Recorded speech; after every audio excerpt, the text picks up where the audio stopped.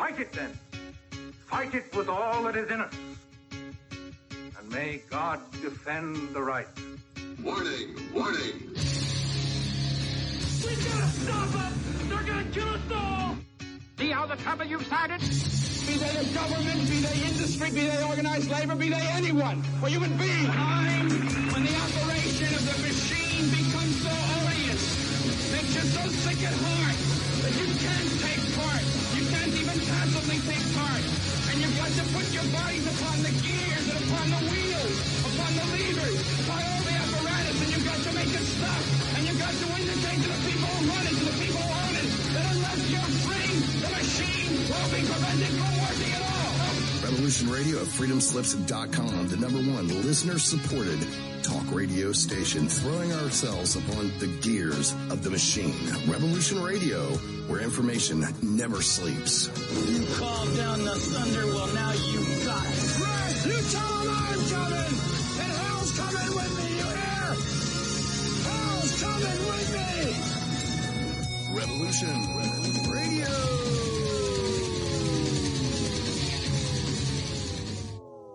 The opinions expressed on this radio station, its programs, and its website by the hosts, guests, and call-in listeners or chatters are solely the opinions of the original source who expressed them. They do not necessarily represent the opinions of Revolution Radio and freedomslips.com, its staff, or affiliates. You're listening to Revolution Radio, freedomslips.com, 100% listener-supported radio, and now we return you to your host.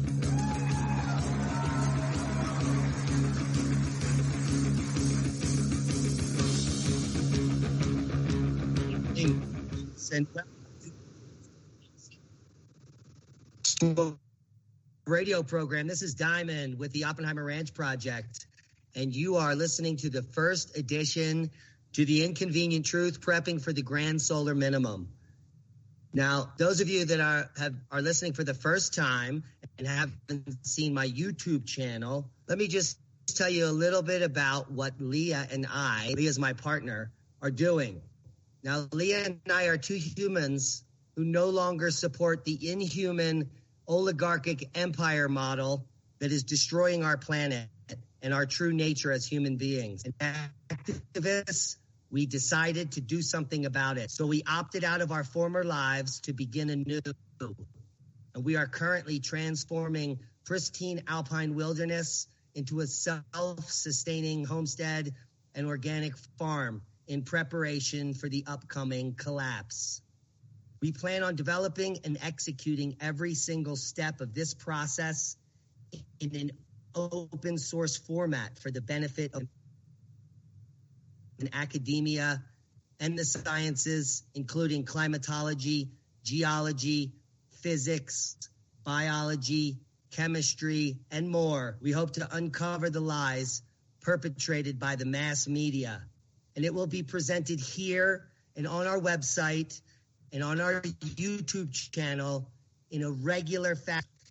And this is a lifelong, multifaceted journey, and I'm glad you're joining us tonight. And our first guest is going to be Robert Felix. I'm really excited to have Robert Felix on the air with us tonight for a number of reasons. Robert Felix is a hero of mine. And when I was in studying Milankovitch cyclicity at the university, at Temple University in Philadelphia.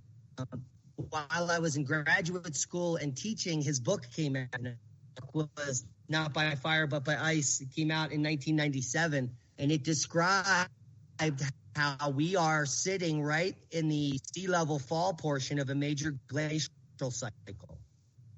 Now, since then, and upon further research by myself and others, we have uncovered in the last 2 decades a multifaceted cyclic nature of the climate cycle that are very hard to get across into the mainstream public because of global warming alarmists. Now, they've perpetrated academia starting at the same time. My guest Robert put his first book out, and they have been going to defining the narrative of global warming and this alarmist climate science through no actual scientific process at all. And in fact, it's all dogma and funding and political. And it's sickening. So tonight we're going to have, in our introductory talk, we're going to have a talk with Robert Felix about the nature of the larger scale glacial cycles. The place that we're living on currently in the Earth is we're right now in a glacial period, and we just happen to be in a time period where it's warm. It's called an interstadial. Now, both of us have never really discussed anything at length. We've only had a quick 5-minute discussion, but like Robert said earlier today, we're both on the same page. And the reason is because both of our backgrounds come from science. We've studied the literature. We know the historical information. We know the science literature, and we know what's coming out in the mainstream. So what you're going to get is a great, unbiased synopsis from two independent citizen scientists who are not connected to the dogma of some multinational corporation or some other entity that is pulling at our strings because we have a 401k to worry about or our families to support. I think that the two of us are more worried about the actual information getting out to the public than anything else. So with that, I want to welcome Robert Felix, our first guest. And Robert, if you could just give us a quick introduction about who you are and how you came into this field, because you studied at the university initially to be an architect and had a wonderful career in architecture. But like Randall Carlson, who was also an architect, you both diverged into the sciences. So could you give us a nice introduction and to delve into that a little bit? And let's help and welcome Robert. Well, thank you, Diamond. Yes, I can do that, and I'm really glad to be on with you. No, when you asked me how I got into this, that's probably the hardest question that I have to answer because I don't understand it myself. In 1991, I began reading about the dinosaur extinction, and for whatever reason, I was never a writer before, but I decided that I was going to write a book about it. And when I started out, I thought I was writing a book about how an asteroid would have killed the dinosaurs. But as I studied it and studied it and studied it, I spent 8 years full-time research and writing, but with no income during that time and no outside pay from anybody. But anyway, by the time I was done, I decided, no, I don't think it was an asteroid. I think it was a glaciation. And I think that glaciation was caused by underwater volcanoes. And I thought that it had strongly to do with magnetic reversals. So I hope that just gives you a general idea. I can't answer the first question. I don't know why I did it, but I've been plugging away at it ever since, trying to get the word out. Awesome. Well, Robert, I'm a firm believer in that the universe itself is controlled by this natural energy, which contains all the information that ever was.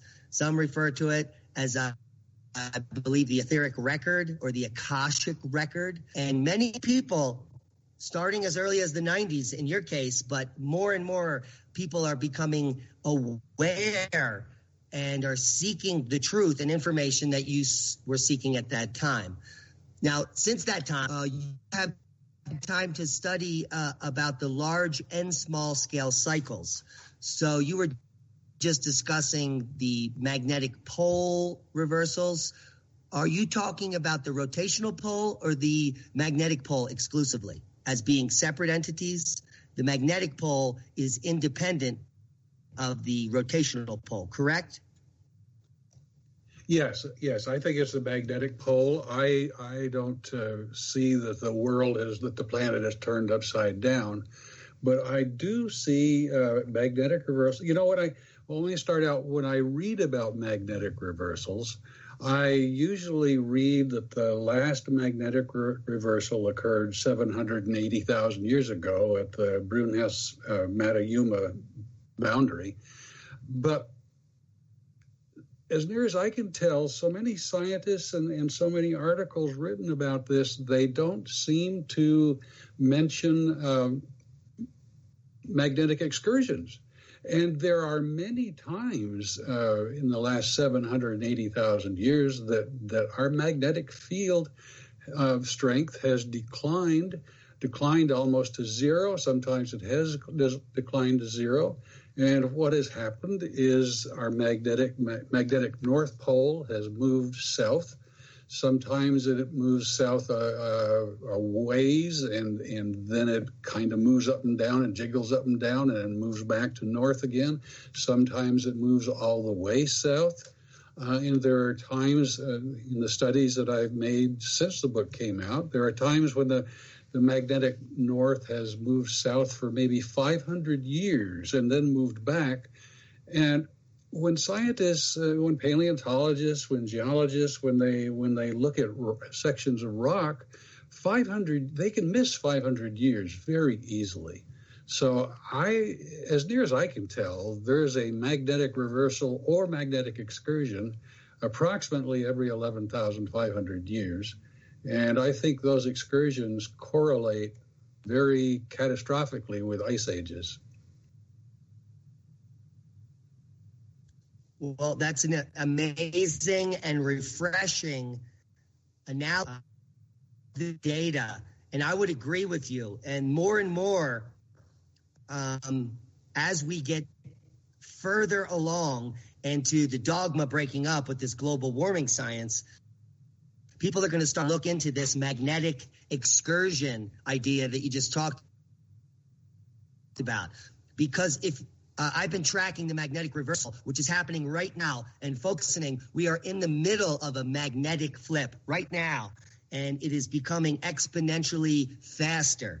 Every single day you wake up, the magnetic poles are accelerating towards what the mainstream considers a magnetic pole flip. But the unfortunate thing is that these poles are not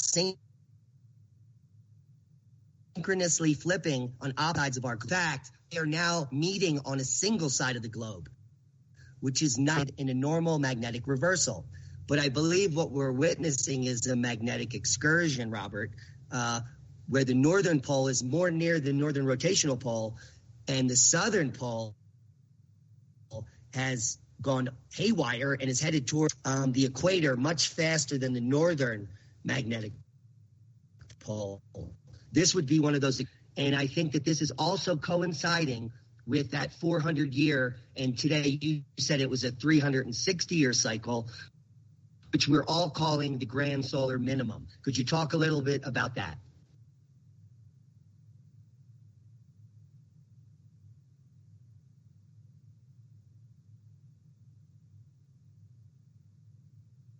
Did we lose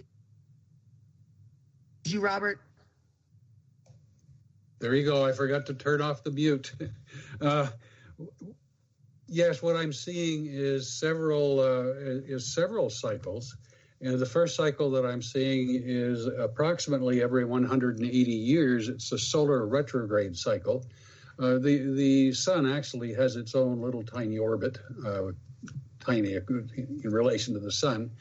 And there is a period each 180 years about when it actually retrogrades. It's outside of its own little orbit.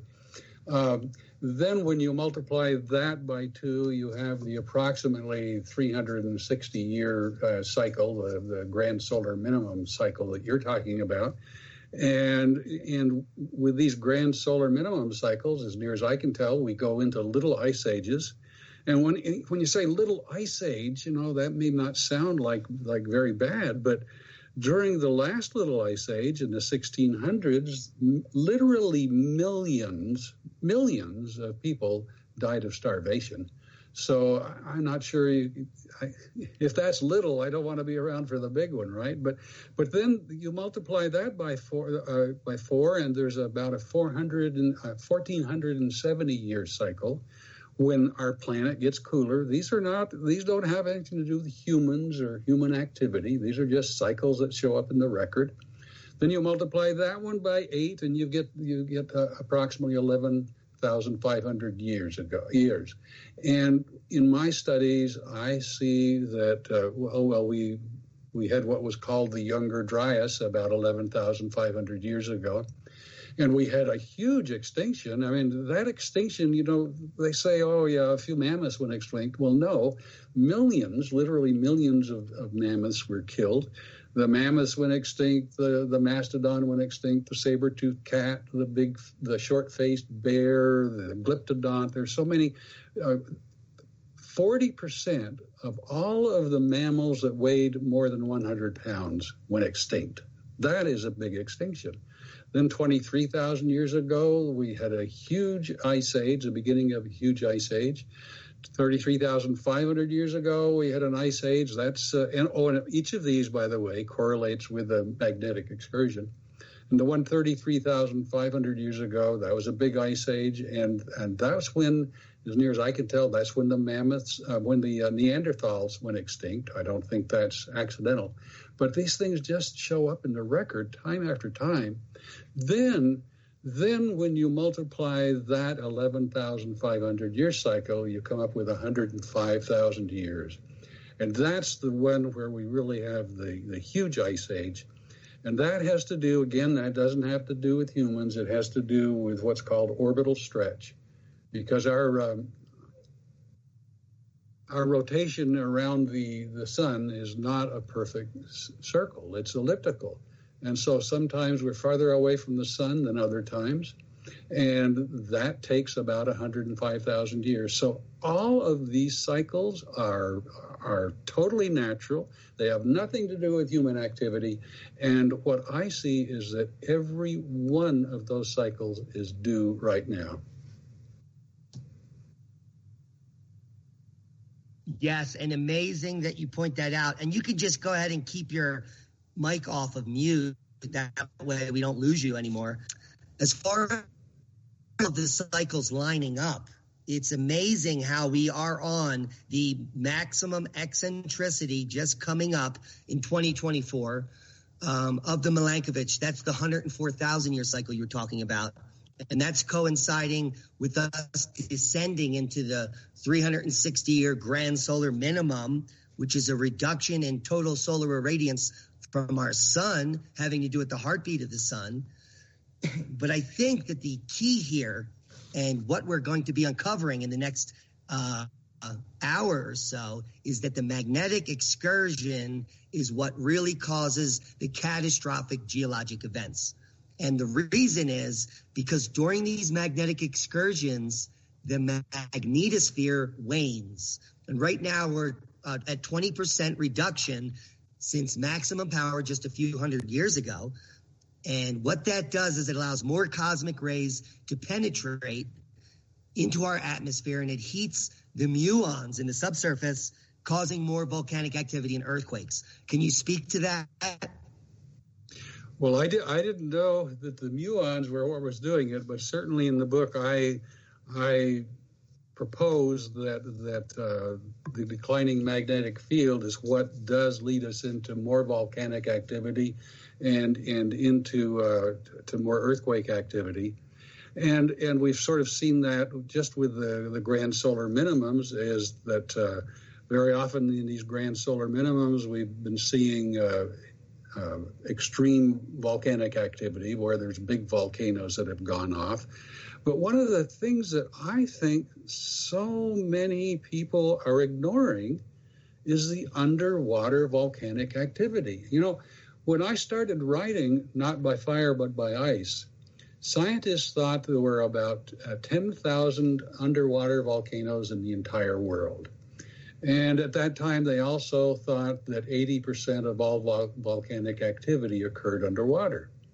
Well, now, I mean, that was in 1991 when I started writing the book. Then in 1993, I think they found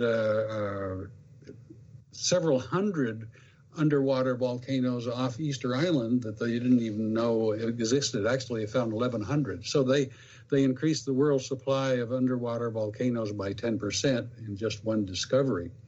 Well, that was 1993. Now, NASA admits, and this is it's a huge difference that is hard to believe, but NASA now admits that there could be 3 million underwater volcanoes.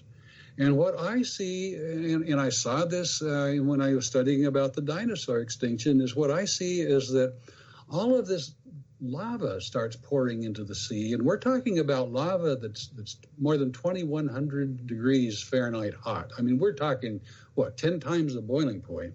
And we have all of that lava pouring into the seas. It starts warming the seas.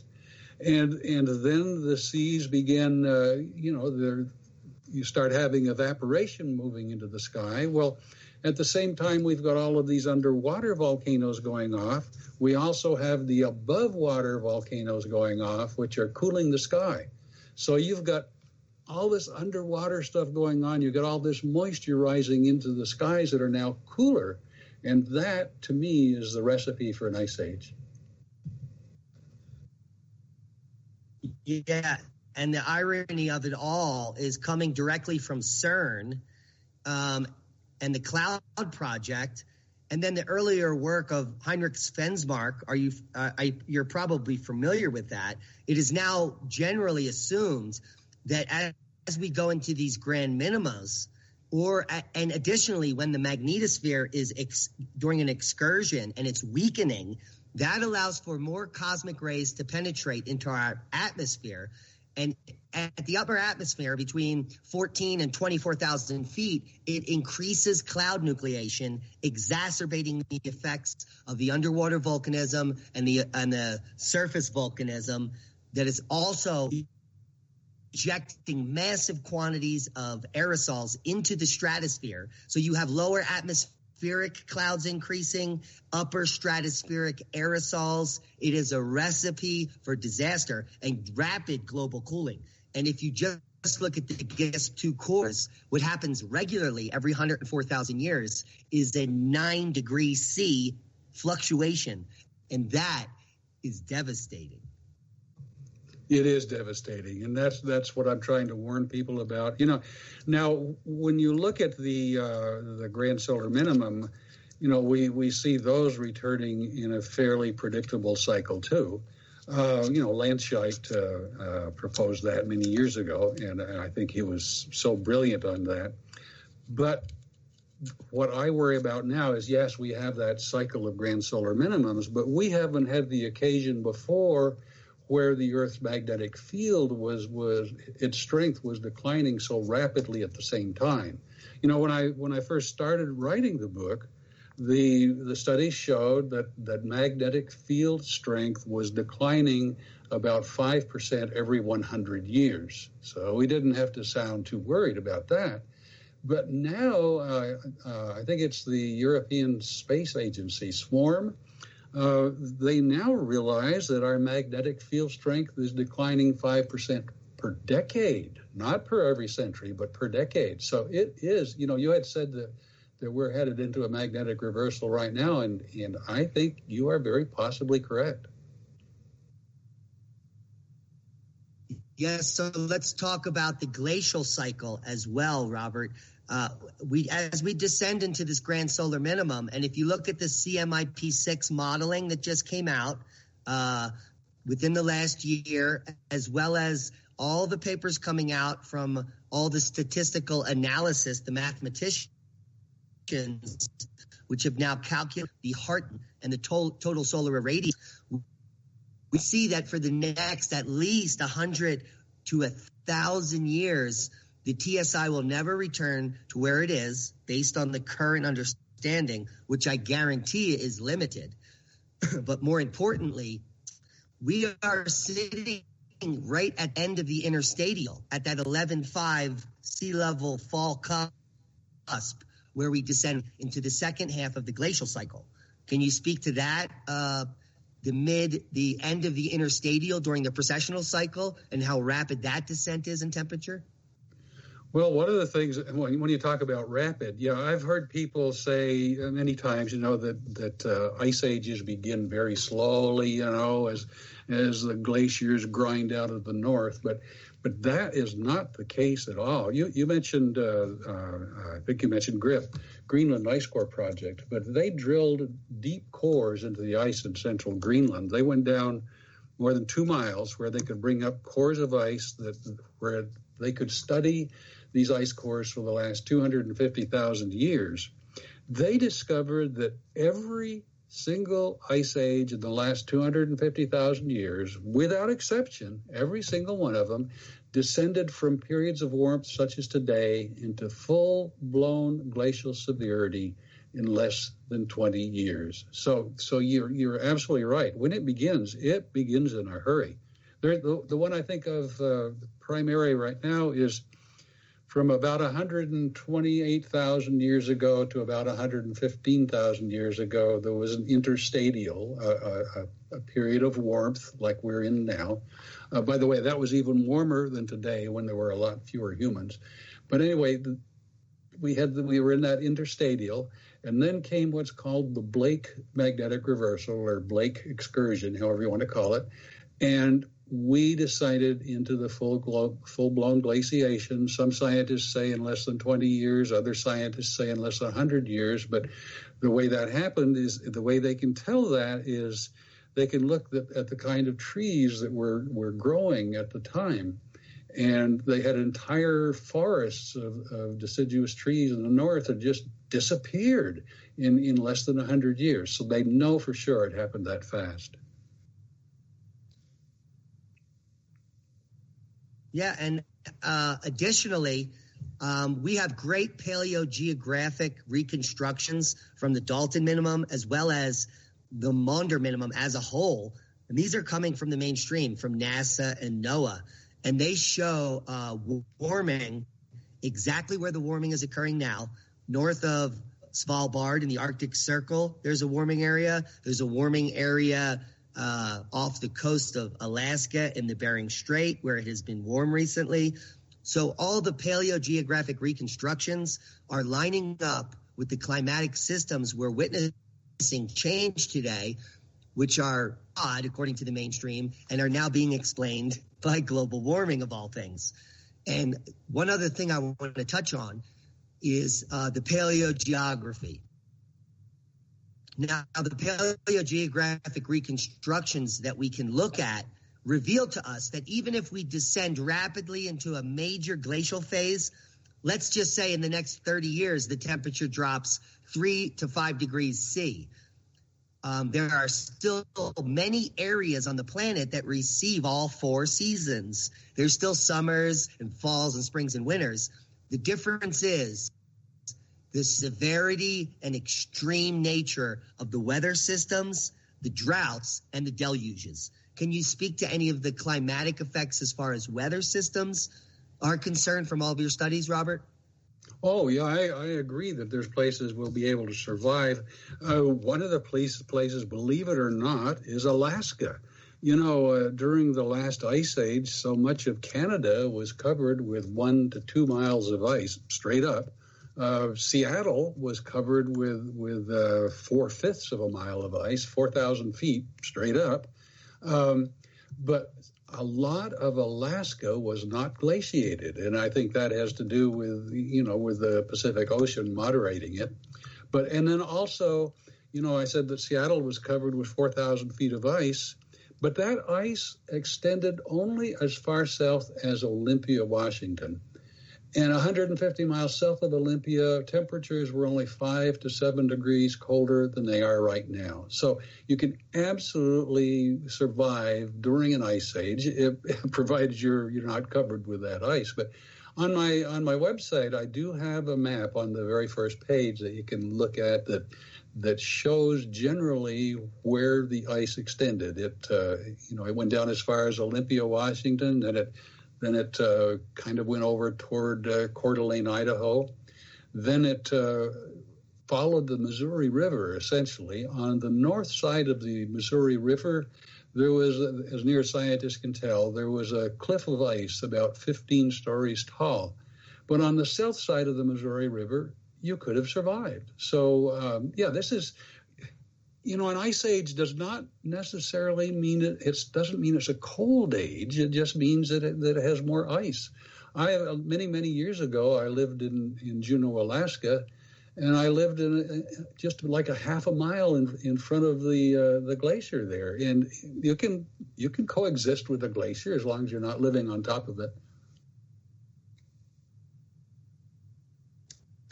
Yeah, what I like to say on YouTube is prior proper planning prevents piss poor performance during an ice age.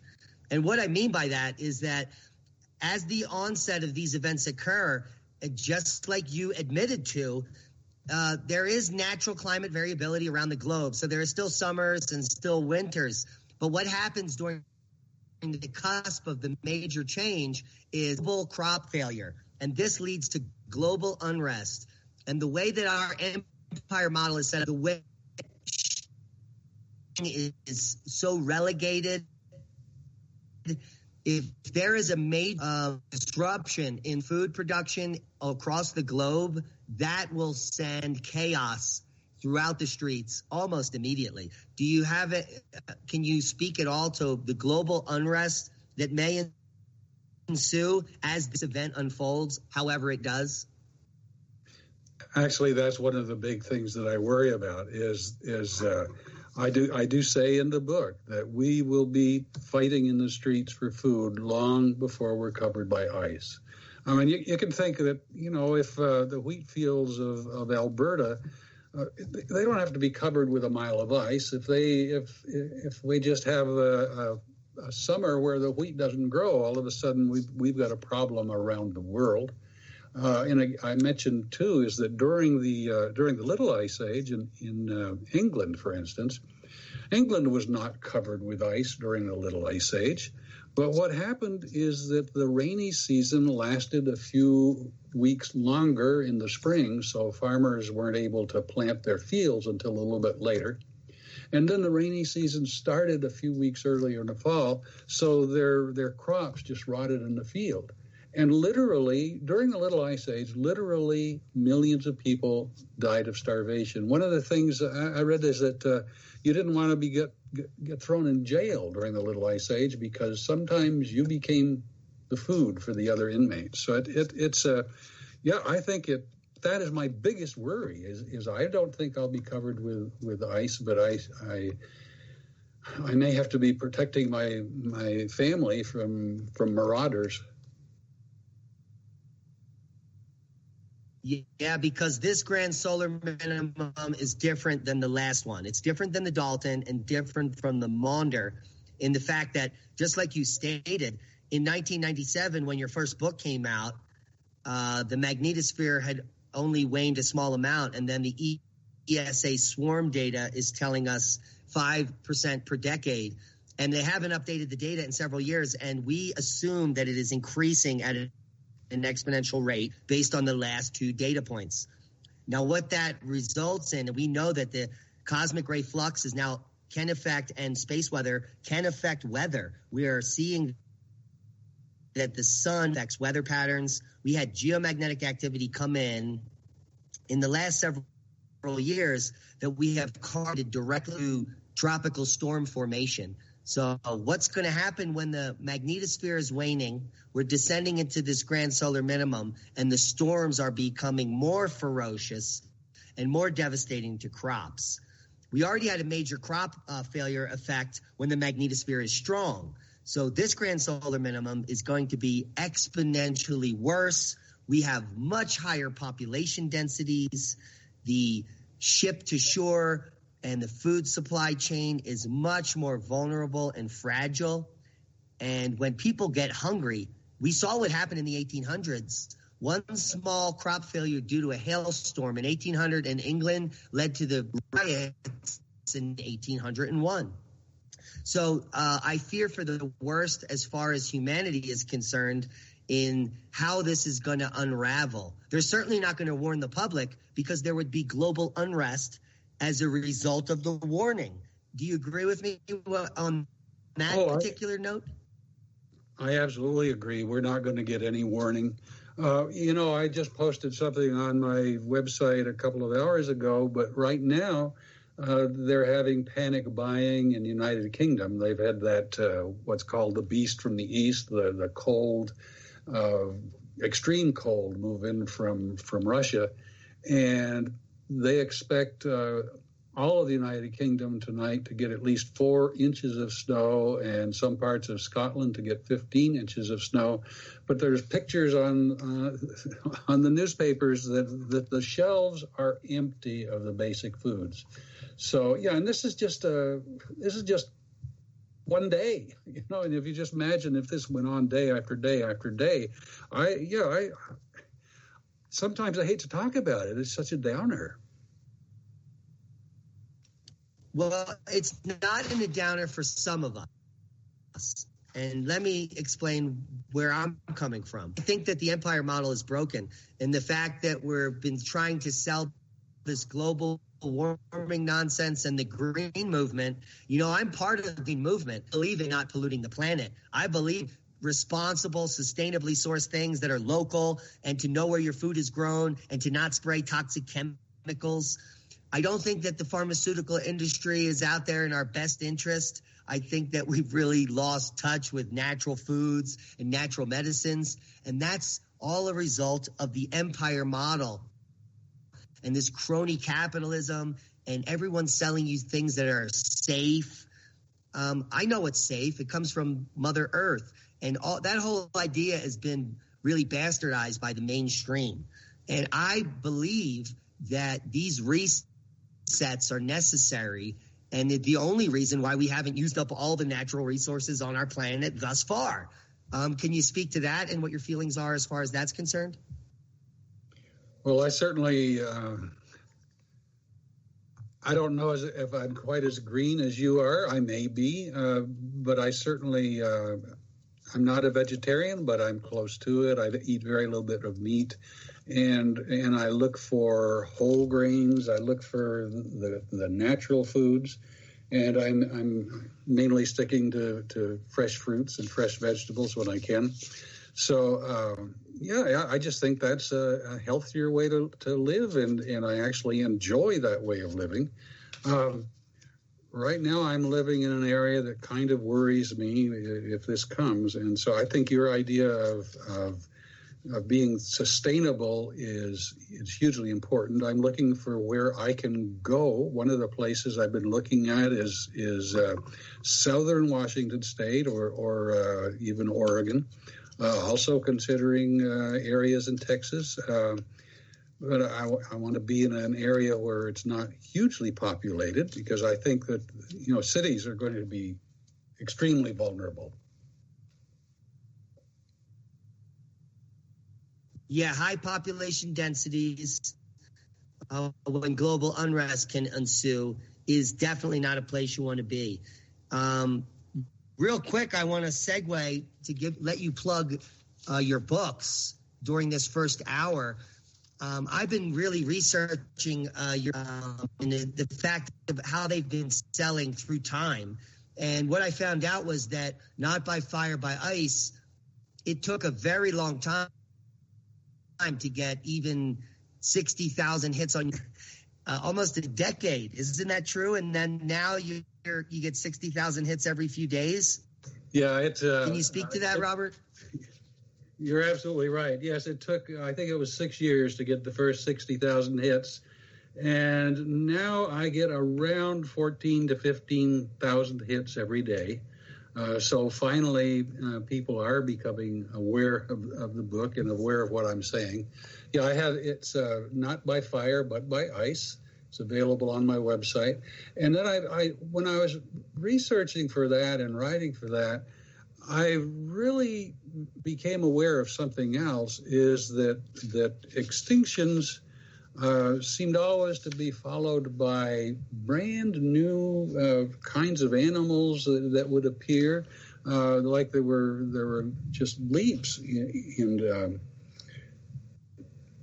anyway, I felt that I had to write a second book, and I wrote Magnetic Reversals and Evolutionary Leaps, because I think as the magnetic reversal occurs, as our magnetic field strength weakens, like you had said, it allows more cosmic rays onto our planet. Well, it allows more radiation onto our planet that not only causes, I don't think just causes cancer, but I think that it can cause new species appearance. And as I studied all of a lot of different paleontological studies, boy, I said that wrong. But anyway, Stephen Jay Gould and many people that talked about sudden evolution, I believe that these magnetic reversals do cause evolutionary leaps. Yeah, I'm on the same page with you. In fact, as I studied in academia, I was fully on board with natural selection because I learned it as an undergraduate. Then I became a paleontologist. My graduate degree is paleontology and stratigraphy, and I taught the graduate level class at Temple for about 40 years. I quickly, immediately, in my first year as a graduate student, realized that there is no gradual change. There are these punctuated, immediate events, and then right after that, there's completely different groups of species. And then shortly thereafter, in 91 and 2, Stephen Jay Gould published Punctuated Equilibria, confirming the exact information that all paleontologists had, and they knew it wasn't a gradual change. There was some episodic, periodic, catastrophic event that right on the other side of the boundary, everything was brand new. And it was really exciting to know that. At the same time, several species do pass across those boundaries, but what you have is a proliferation of new and exotic species after the event. And I also believe it's cosmic ray related, because all the new science, what we know cosmic rays can do, and I just heard a talk at Observing the Frontier confirming this in the desert last week, is that they actually cause massive mutations in the DNA when they hit your body. So I believe that evolutionary leaps happen during magnetic reversals because of the cosmic ray flux. Well, and I do too. You know, when I look back at the magnetic reversals, you know, the Blake magnetic reversal 115,000 years ago, they found peaks in the stratigraphic record of carbon-14. They found peaks in strontium. Some of that can be very radiogenic. They have found that in many times. They have found that 80,000 years ago. They found it 47,000 years ago. They found it at the Lake Mungo magnetic reversal. They found the beryllium spikes. They found so many spikes in these materials that are radiogenic. So it's not just my imagination. Those spikes and those materials do end up. They do find them in the record. So I just think it's so easy to see, but I guess it's going to take another 20 years for people to accept that one too. Right. Now let's go into more of a multidisciplinary approach here, and let's discuss during these magnetic reversals. We both seem to agree that there's catastrophic changes that occur on our Earth, as well as cosmic ray bombardment, which causes evolutionary leaps. Now, one of the theories out there is the inflationary Earth theory, that let's say if we reverse time all the way back towards the beginning of the dinosaur epoch, during the beginning of the Triassic, the Earth is actually only 8,000 miles across. And that since that time, the crust has broken up and all of the oceans are the resulting spreading and swelling of the planet Earth due to solar wind adding elements to our core. So it's actually the sun providing us with more matter when we are on these weaker times, and the Earth has been getting bigger, which is why the mid-ocean ridges are all spreading in the during these magnetic reversals is when the expansion occurs. Well, it could be, we have something like, I'm trying to remember the number, I think there's something like 40,000 tons of particles that are raining to the Earth every year, even now, without a magnetic reversal. But one of the things where I'm a little bit out there, but for instance, 11,500 years ago at the Gothenburg magnetic reversal, they have discovered a layer of carbon around the world. And in some places, like in Arizona, they have discovered mammoth remains that the carbon actually covers the mammoth remains like a blanket. There are some areas that the carbon is several inches thick. I think, and this is where I'm out there, but I think that this occurs. I think there's explosions in the sky that start raining that carbon down on our heads. And another one that I look at is back at the dinosaur extinction. Several years ago, I went to Drumheller, Alberta, to visit the Royal Tyrrell Dinosaur Museum. It's the largest dinosaur museum in the world. But as I pulled up to the museum, I look around and you can actually see a layer of carbon about 1 foot thick around that entire area where the dirt has washed away, and then you can see that. And scientists say that below that layer, that 1 foot layer of carbon, there are dinosaur remains. And above that layer of carbon, there are no dinosaur remains. And again, I think that carbon is actually deposited and during magnetic reversals. And that one I may not get to see confirmed in my lifetime, but I think it will eventually be confirmed. Well, I'm in agreement with you. And if we could just, let's go to the 11.5, the black mats. That's what you're referring to, the black mats, correct? Yes, yeah. Yes, I am. Go ahead.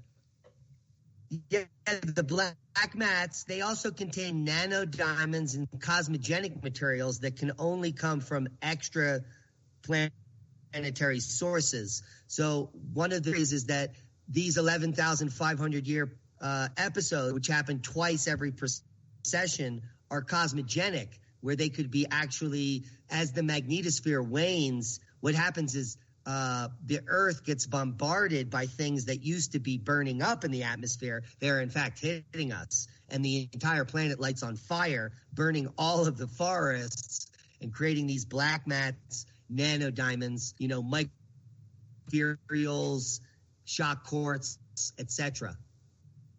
Yeah, I mentioned the nanodiamonds too. Is now there's a big belief out there right now that the mammoths, when they went extinct, that those nanodiamonds and that layer of carbon was all created by an asteroid hitting the Earth or some ice ball or something hitting the Earth. But to me, asteroids seem to be the way you escape looking at it further, because those nanodiamonds, I think, were created in the sky right above the mammoth's heads. I think there were explosions. I think of the Tunguska explosion in Russia, in 1909 or something like that, but a huge explosion. And I think that there were huge Tunguska-like explosions in our own sky that created those nanodiamonds right in our own sky, and that created the carbon that rained to the Earth.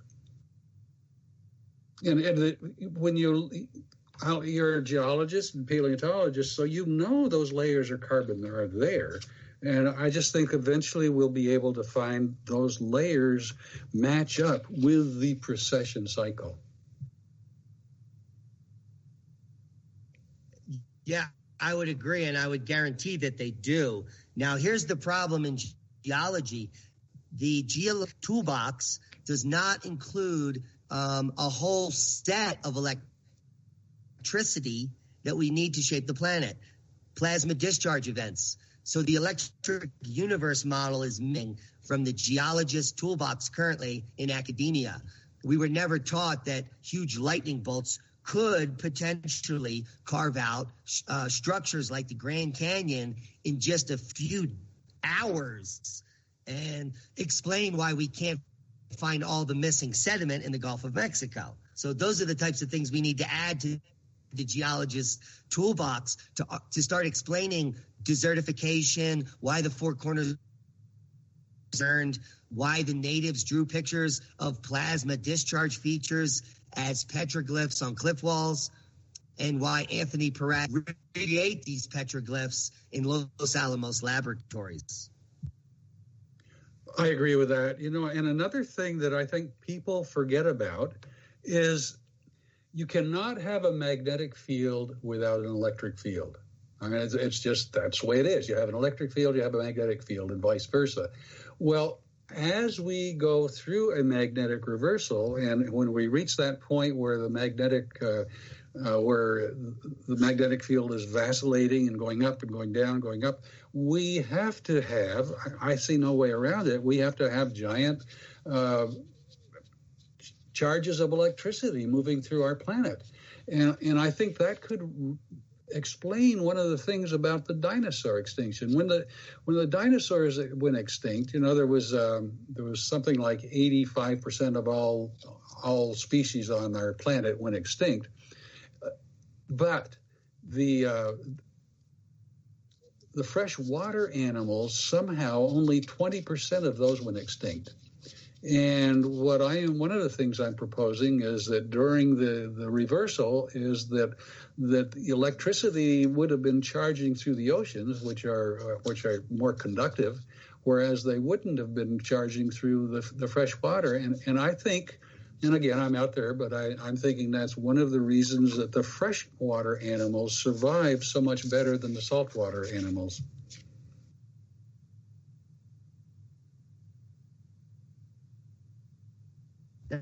Do you think that the fresh water has any connection with the ancients? Now, let me just be real general here.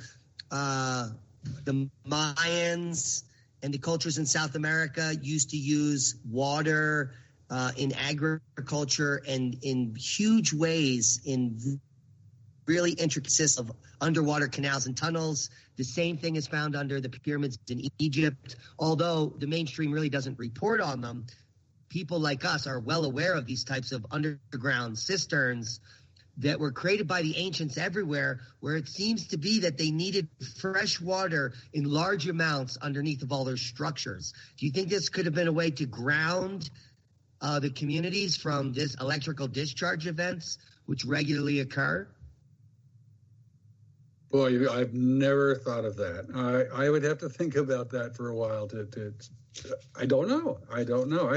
Maybe it's just because they needed water for their. I would think that so many areas go through drought and then years of plenty for water. Or maybe they just wanted the supply for their civilization to grow food. It might be that simple.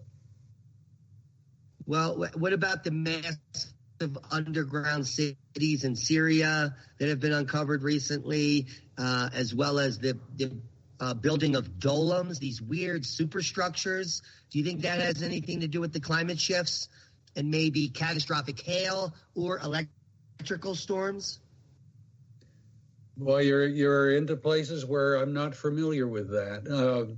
When you talk, where I can switch over, because when you talk about underground, I think about underwater. As that 11,500 years ago, sea levels were 400 feet lower than they are today. So I would certainly expect lots of to find, if we could uncover them, there are probably lots of cities that are down there 400 feet deep that we're not aware of. But perhaps, no, I don't know. Perhaps when the droughts came, why the dust blew and covered up some of those cities that you're talking about. I really haven't studied those. Okay, good. So I can see where you're coming from the scientific background. We're about to go to the break in a few minutes here. So let's bring it back to the Ice Age. I think you and I are both on agreement that we're about to end this interstadial, the warm period on the 104,000-year periodicity. How fast do you see us falling into the next glacial cycle? And how long will it take to get to that maximum? Oh, the maximum takes a long time. The one that I can think of the best is 23,000 years ago. We had the Mono Lake magnetic reversal, and then we started heading into an ice age. But it took about 5,000 years for it to grow to its full extent. But when you think about that, I say that Seattle was covered with 4,000 feet of ice. Well, you have to have 100 feet of snow in order for that to compress into 1 foot of ice. So in order to get 4,000 feet of ice, you have got to have 100-foot snowstorms every year for 5,000 years. So that's what I see, is that we won't necessarily be glaciated immediately, but I think we're going to see bigger and bigger and bigger snowstorms. And, I remember doing an interview in Winnipeg one time, and they said, well, can't possibly have that much snow. And I said, well, let's just say that the month of January is you get 2 feet of snow a day. And by the end of the month, all of a sudden, you've got 5 stories of snow. And you may not be glaciated, but how's anybody going to survive? You can't get airplanes in, you can't get cars in, you can't get the trains in, and your buildings have all collapsed under the load. So in that respect, I think it can happen within 20 years. I'm not saying it's going to, but I think it could, and I'm certainly worried about that.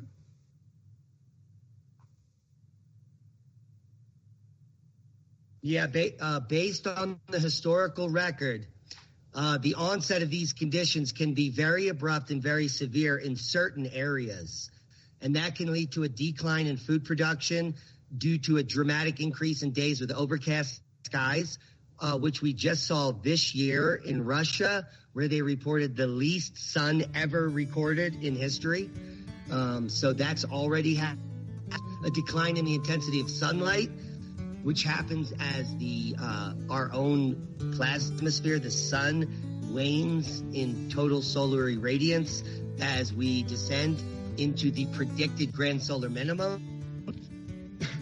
Well, commercial break right here. So please stay with us. We're going to be talking to Robert Felix after the break, and we're going to be answering some of the questions you guys need. So if you're interested in hearing what Robert Felix has to say, stick with us.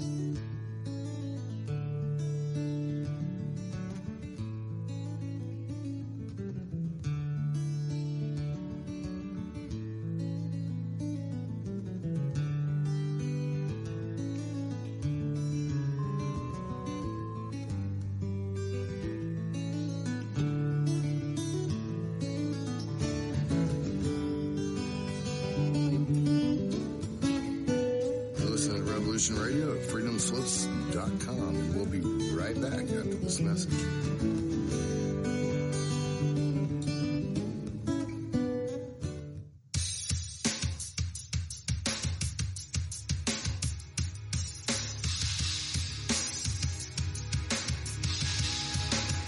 Enter into a world unseen on Raven Star's Witching Hour. You will encounter eclectic topics from the realm of spirit brought into our matrix of truth.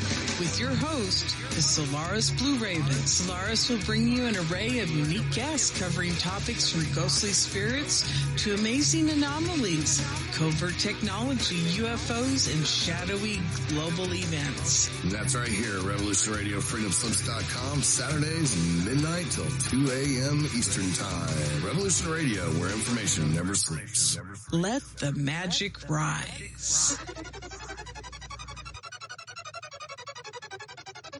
Join me weekdays for my new show, Tell Chris Joe. It's going to be a problem show brought to you live from Kensington Thursdays, I'm dealing with hot topics, heated debate, what's new around the world, and ring-ins to discuss listeners' problems and offering considered and heartfelt solutions. So join me, Chris Hart, for Tell Chris Joe. Stop what you're doing, grab a cup of tea. I'm coming live from Kensington. Relax, let me entertain you with a coffee bar online. Listeners' very personal problems. So that's Thursdays, 2 p.m. in the afternoon, Revolution Radio, freedomslips.com. See you there. It's going to be lots of fun.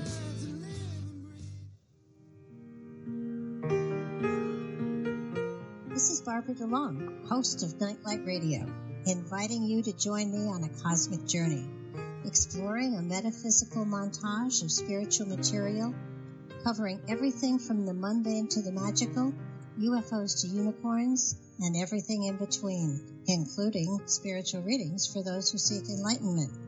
Let Nightlight provide you with equal measure of light, love and laughter, insight, wisdom, and inspiration. Monday nights, 10 to 12 p.m. Eastern, right here on Studio B, Revolution Radio at freedomslips.com.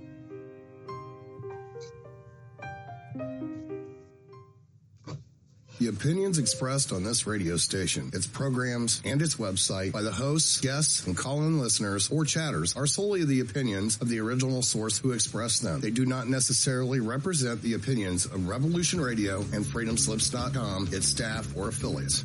You're listening to Revolution Radio, freedomslips.com, 100% listener-supported radio, and now we return you to your host.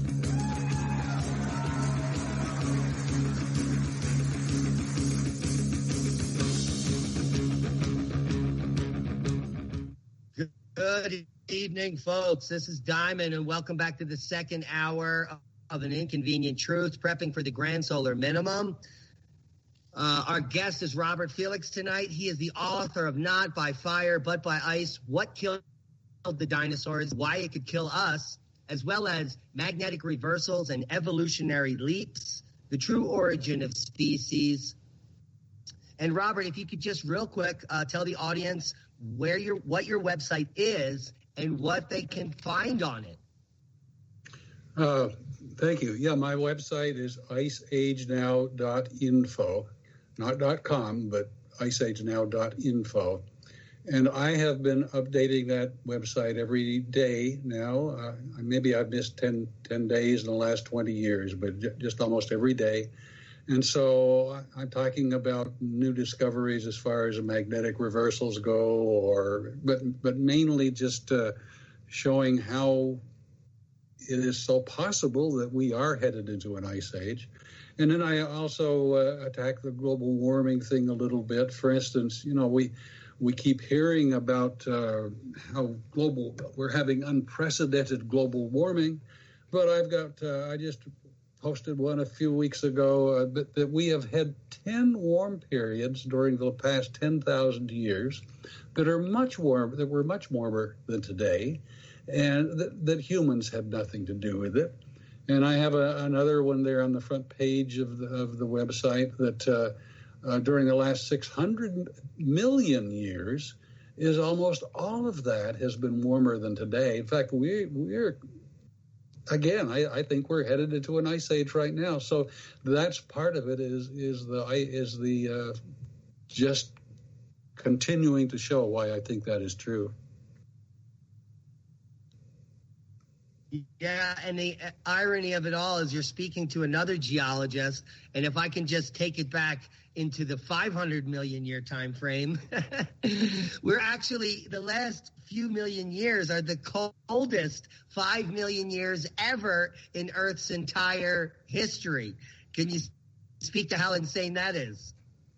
Oh, it is. And the other thing, of course, is that when you look at the history of the last 500 or 600 million years, CO2 levels have been way, way higher than they are today. And that's when the plants actually grew the best. But the other part is that doesn't seem to have any correlation with whether it was warm or cold. Sometimes CO2 levels were a lot higher than today, even though it was very cool, and other times they were at least 10 times higher than today. And the plants were actually, well, you're growing plants, and you probably know that greenhouses pump CO2 into their greenhouses in order to help the plants grow. So sometimes it just drives me nuts to hear how this has been combined into something that's supposedly bad when CO2 is really a plant food. Yeah, the marijuana industry in Colorado would be nowhere without CO2 enrichment, and they really hope that the CO2 levels hit 1,200 parts per million, as well as all the other trees and plants on the earth. It would absolutely be beneficial to our planet if CO2 skyrocketed, and it is skyrocketing. So that's a thumbs up to all the plants on the surface. And again, we also point out on the YouTube channel, which is Oppenheimer Ranch Project, CO2 is at geologic lows for the last 600 million years. We are at the lowest CO2 concentrations.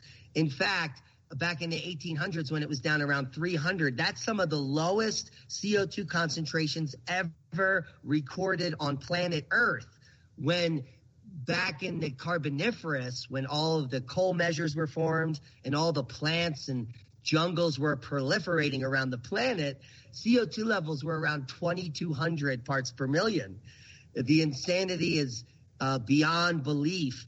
The disinformation that the mainstream public believes and that we're taught in school is absolutely insane. And the older I get, the more the lies are revealed. It's becoming crazier and crazier. What do you think about the mainstream media and the way it presents science these days, Robert?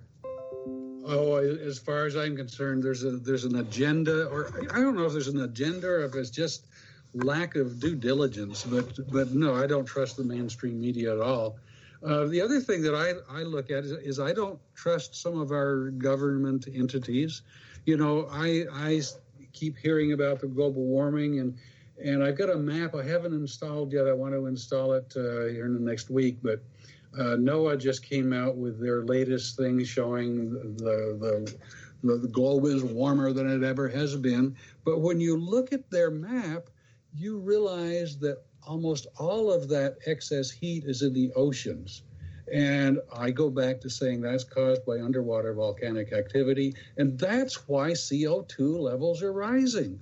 You know, the oceans, back when we studied geology a few years ago, we learned that the oceans were a CO2 sink. And so when the oceans cool, they absorb CO2. When the oceans warm, they release CO2. So we've got it totally backwards. We're saying that CO2 drives the climate, and it's the other way around, is the oceans. The warming oceans are what are sending out the CO2, and that's another thing that I'm slowly getting some traction with. When the book first came out, I don't think very many people took me seriously that underwater volcanoes might be heating the seas, but now, I mean, the more we find, there was one just advertised a few weeks ago. There's a giant super volcano just south of Japan that I guess we've known about it, but it hadn't been talked about it. But this super volcano, it's just south of Japan's main island of Kyushu, and there's a giant lava bubble that's expanding there. And what I'm going to say is that, and there's also lots of hydrothermal hot springs that are heating the sea. And if you've ever looked at the island of Hawaii, you can see they've had hot lava pouring into the ocean there for the last 20 years. And then they've got the new island just off of Hawaii, Loihi. That's an underwater volcano that's slowly growing it'll be the next Hawaiian island in a few more million years. But we keep finding more and more and more of these underwater volcanoes, these huge underwater volcanoes that has to be heating the seas. Yeah, I agree with you on the underwater volcano situation. And And that only leads to an increased threat from major tsunamis in all the coastal areas, which will simply wipe out the population in an instant. We're talking reductions of 20% if a major tsunami occurs in one of these subsurface volcanoes explode in a major way. What also can occur is a huge amount of seawater evaporating instantaneously, getting ejected into the atmosphere and stratosphere. And that causes global cooling within days. So you have a major catastrophe with a 20% population reduction from all the coastal cities being destroyed and the temperature dropping several degrees the next day. And the sun not coming through for years. So it's absolutely a catastrophic scenario that is possible to occur within our lifetimes. Can you speak to that? It is possible to, and that's all it would take is a super volcano. It could be an underwater volcano or it could be above water.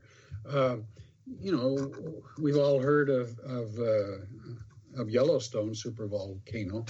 Now, the scientists keep on saying that there's no chance that that's going to erupt supervolcanically in the next few years. I don't know.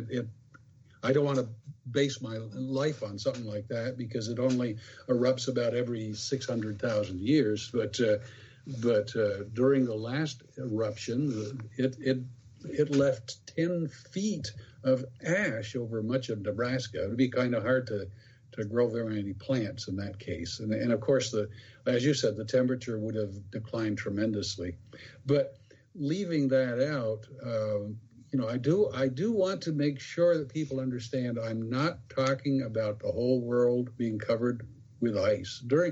During the last ice age, I think temperatures in Florida were only 2 to 3 degrees colder than they are right now. Temperatures in the equatorial rainforest belt were about the same as now. The way they can tell is they look at the kind of plants that were growing there 11,000 years ago, and they can see that it's generally the same kind of plants as there are right now. So there are definitely places where you can survive if you can figure out a way to get food. Yeah, the reason I'm geographically relocated where I am is because all the paleogeographic reconstructions, including the maximum glaciation during the Wisconsinian, show the area where I'm at to be more temperate and moister and about the same temperature. The same thing all the way up the ice-free corridor through the western coast of Canada, where recently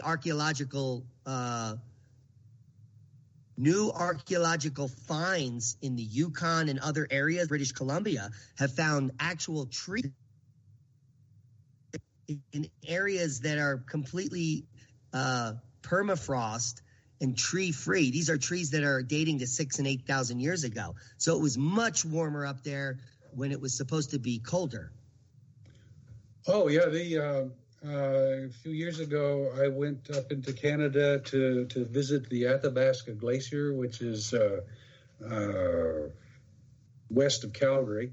But one of the things that they take you out and show you is they show you the tree stumps that are being uncovered as the Athabasca Glacier retreats.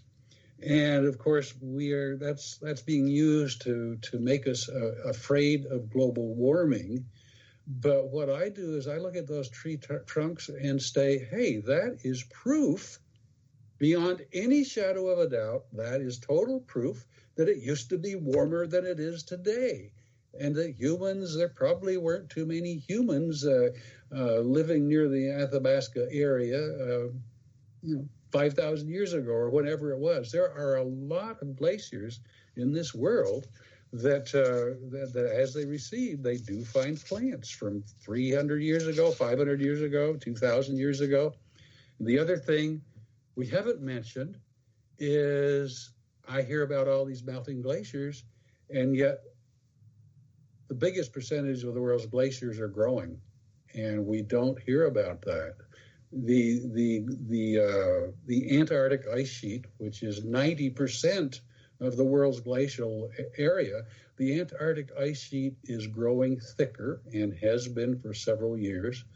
And I just posted a new study on the website a few days ago that it was kind of being hidden, but 58 of New Zealand's largest glaciers were growing up until 2008, and some of them have started retreating again, but we're not told about the growing glaciers.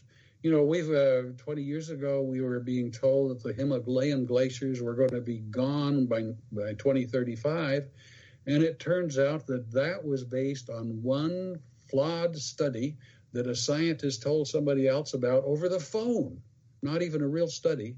And it turns out that many of the glaciers in the Himalayas are growing, and that includes on Mount Everest, that includes Mount Parbat, it includes K2. So we are not getting, in Washington State, glaciers on Mount Baker are growing. And then the glacier at Mount St. Helens, that erupted in 1980. Before that erupted, it was covered with ice. It had several ice fields. Well, all of those ice fields almost immediately melted and started running down the Toutle River with boulders and mud and bulldozers and whatever there. Well, that was in 1980. Now, there's a new glacier forming inside the crater. It's called Crater Glacier. You don't hear about it, but Crater Glacier is now bigger than the glaciers were in 1980. For some reason, though, the media doesn't seem to report that. That's a boom.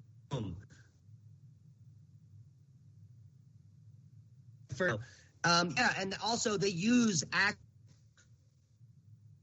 actual pictures of, let's say, calving glaciers to claim that that's proving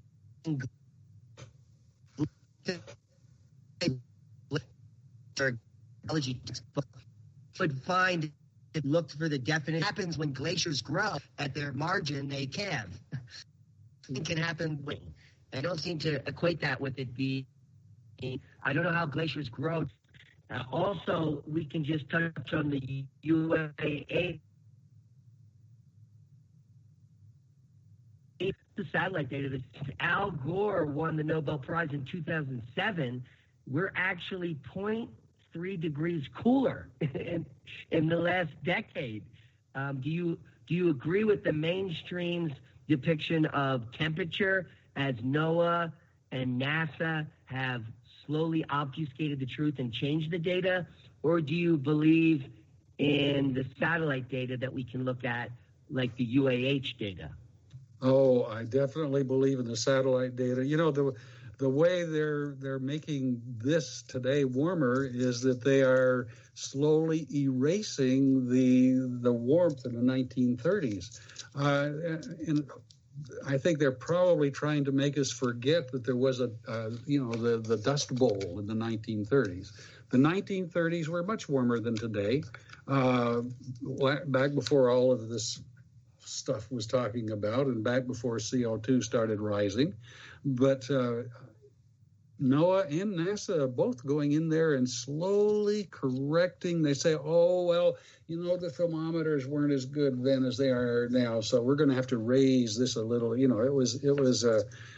was cooler than we thought. And the other thing, of course, is that when the Soviet Union collapsed, a lot of the temperature measuring stations, the northern ones, were in the Soviet Union, and the Soviet Union could no longer afford to handle those. And so many of the world's temperature measuring stations have disappeared, and now NASA and NOAA are just guessing as to what the temperature there may be. And no, it's to me, as far as I'm concerned, we're being lied to. As far as I'm concerned, it's fraudulent. We're getting fake news. But the satellite data, yeah, I agree with the satellite data. That's something apparently that they can't mess with. Yeah, Dr. Ritter, a friend of the channel, has a wonderful website where he updates that satellite data every month, the second it comes out, and he's responsible for keeping it unfettered, unhomogenized, and untweaked, like no doing for years. Now, this is going to really bite them on the butt because I believe that we're at the cusp of the major descent into this grand minima.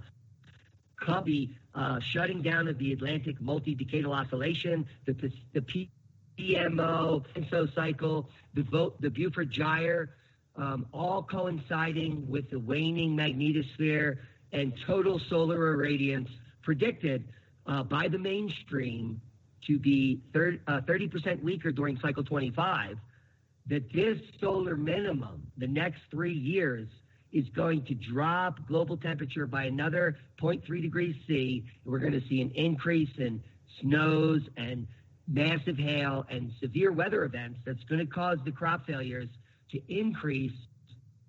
And I think that we may only have a few years until that global unrest occurs. What's your time frame, Robert? Unfortunately, I agree with you. I don't know the exact time frame, but obviously, but and the extremes are what you're talking about. Is during the Little Ice Age, it wasn't all cold. There were times of drought. There were still extremes, and of course back then, they blamed humans too. Is every time they had a crop failure, they went out looking for witches. I've got I don't know where it is right now, but somewhere on my website, I've got a video of Sally Baliunas. She's an astrophysicist at Harvard. But she figures that 50,000 witches were burned at the stake during the Little Ice Age because they were causing the failure of the crops. And we now know better, but again, we know better, but maybe our government doesn't, because now again we're blaming humans for something that's totally natural. Well, they want to hang people like us, called deniers, at the stake. I assure you, people like Bill Nye have called out that climate change deniers like us ought to be hung at the stake. We're absolutely the antithesis of climate change deniers. We are climate change embracers. We believe in the natural climate variability that has been proven through the ice core data and the Antarctic Ice Project, the Greenland Ice Core Project. The GISP-2 corroborates all of the ice cores that show 9-degree temperature fluctuations every 100,000 years, coupled with a 26,000-year glacial cycle that causes temperature fluctuations in the 5 to 6 degree C range. And this is also exacerbated by magnetic excursions and cosmic ray infiltrations causing evolutionary leaps. Yes. So I think we're very far off from the mainstream getting to where we are, Robert. Oh, we are so far off, but and you mentioned the word precession, and yes, that's what I think it is. That's what I tie the ice ages to. That's what I tie the everything else to it, the Milankovitch cycle. But precession of the equinoxes, what I tie it to, is, in order to explain this just a little bit to people, is that the Earth's axis of rotation isn't straight up and down in relation to the solar system. It's on an angle. And right now, if you could shove a stick all the way through Earth and have it point up to the heavens, that our axis of rotation would point to the star Polaris, to the North Star. But that axis of rotation slowly rotates, so that 11,500 years from now, it'll be pointing toward the star Vega, and then 11,500 years from then, it'll be pointing back toward the star Polaris. Now, this precession of the equinoxes takes about 25,600 years. And I had a big problem when I was first studying this, because I'm seeing precession takes 25,600 years, but I'm seeing that these major, cycles like the mammoth extinction occur every 11,500 years. And I had a hard time correlating that until I found out that our orbit around the sun also revolves. And so it's a little bit like as if you got somebody on a merry-go-round and you're waiting for them to come back to you. If you walk toward them, you'll get to them quicker. And so that's why I see is even though the precession cycle is 25,600 years, is that because of our orbit around the sun is also revolving. That's why I think the glaciation cycle, the major part, is every 23,000 years.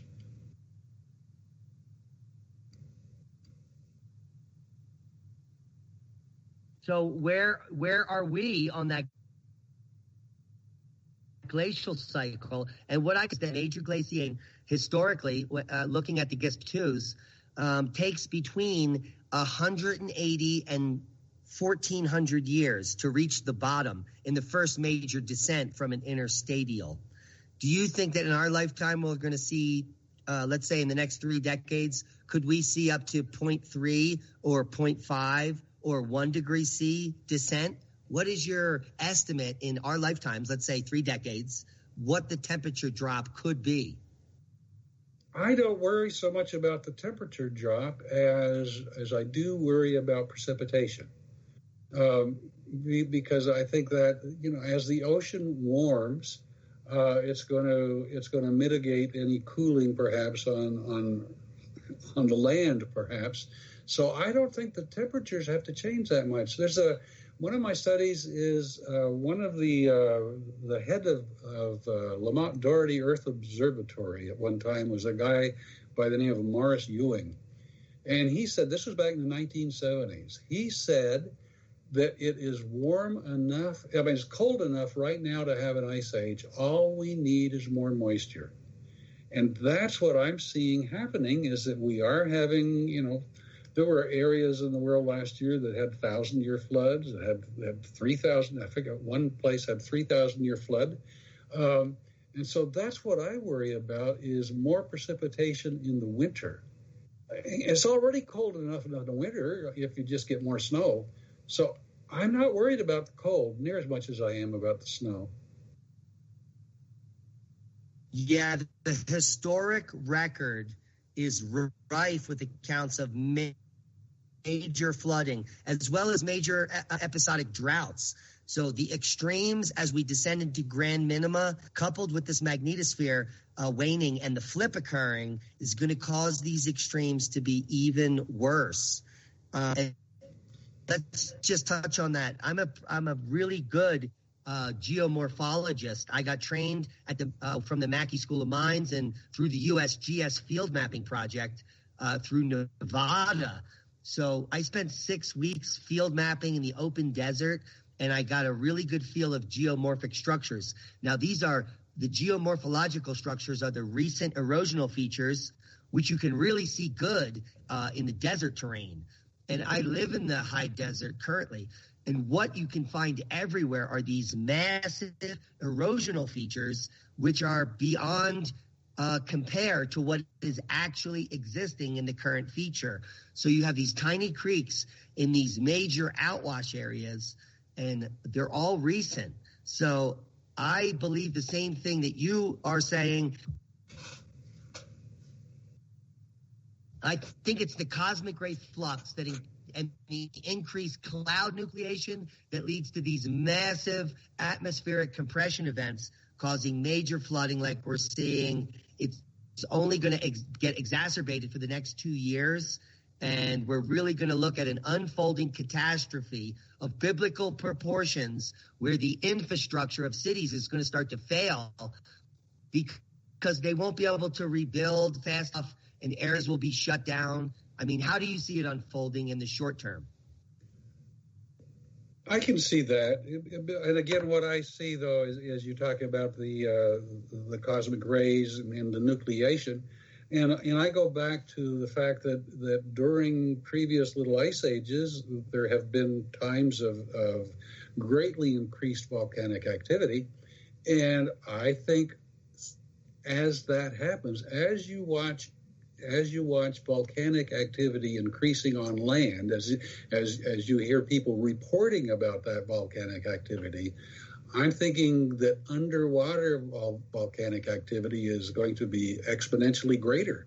So that is going to heat the seas. That is going to put more moisture into the sky, more moisture to be nucleated and to come back down to the earth as those giant floods. So that I do see that coming. I sure wouldn't, I have to admit 30 years ago, I thought people worried about floodplains were kind of ridiculous. And now I think 100-year floodplain is that would be a very dangerous place to be. Yeah, an underestimate at best. Yeah, the 100-year floodplain is the new riverbed, and I would say build above the 500-year floodplain. But I think that to be above all floodplains, because the valley we live in used to be a lake. Back in 1900, there's historical reference to it being a lake, which means the river needs to come up 30 feet. So these things in the historic past, a lot of the historical information has been erased from our memory, and it's all going to come back to bite us in the behind in the very near future. And the reason we started the YouTube channel was because these earth changes are evident.